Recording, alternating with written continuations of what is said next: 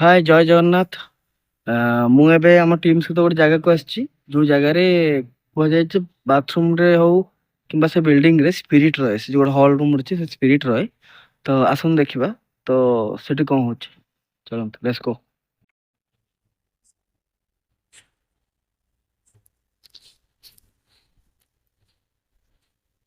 ତ ଏ ଯୋଉ ବିଲ୍ଡିଂକୁ ଯାଉଛି, ଏଇଟା ପୁରା ସିଟିଠୁ ବହୁତ ପାଖରେ ଅଛି।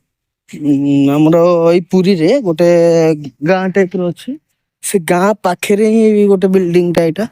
ଏଇଟା ବହୁତ ପୁରୁଣା, ମାନେ ଖାଲି ତିଆରି ହେଇକି ପଡ଼ିଛି। ଆଉ ସେମିତି ଏଠି କିଛି ତାକୁ ୟୁଜ୍ କରୁନାହାନ୍ତି କିମ୍ବା କେହି କିଛି ଇଏ କରୁନାହାନ୍ତି। କେବଳ ୟୁଜ୍ ହେଇଛି ଆଉ ପଡ଼ିଛି। ତ ଦେଖିପାରୁଥିବେ କେବଳ ଚାରିଆଡ଼େ ଖାଲି ଜଙ୍ଗଲ, ଆଉ କିଛି ନାହିଁ।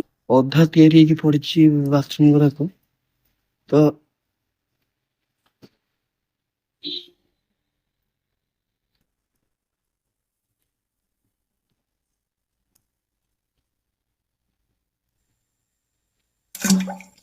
ତ ଏଇଠୁ କିଛିଟା ଆବାଜ ଆସିଲା। ଏଇ ବାଥରୁମରୁ କିଛିଟା ଗୋଟେ ଆବାଜ ଆସିଲା। ତ ଆମେ ଦେଖିବା କ'ଣ ଗୋଟେ ଆବାଜ, ଏଇ ବାଥରୁମରୁ ହିଁ ଗୋଟେ ଆବାଜ ଆସିବ। ଏଇଠୁ ହିଁ ଗୋଟେ ଆବାଜ କିଛି ଆସିଲା, ଦେଖିବା।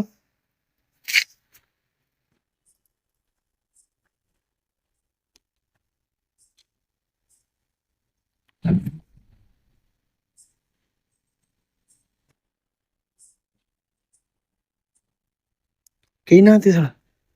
ଏଇଟା ଆବାଜ କିଏ କରୁଥିଲା ୟାର? ମୁଁ ଶୁଣୁଛି ୟାର, ଏଠି କିଛିଟା ଆବାଜ ହେଲା, ମୁଁ ଶୁଣୁଛି। ଯେମିତି କି ଗୋଟେ ପାଣି ସାରିଲା ଟାଇପର ଆବାଜ ହେଲା।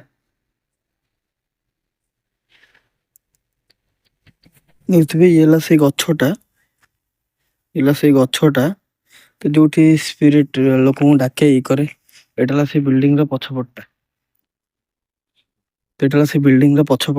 ଦେଖୁଥିବେ ପୁରା ଅନ୍ଧାର ଅଛି ୟାର। ମାନେ ଏଠି ଯଦି କାହାର କିଛି ବି ହେଇଯାଏ, କେହି ଟେର ବି ପାଇବେନି। ଏଇ ଟାଇପର ଏଇଟା ସିଚୁଏସନ ଅଛି। ତ ପୁରା ଅନ୍ଧାର ଅଛି।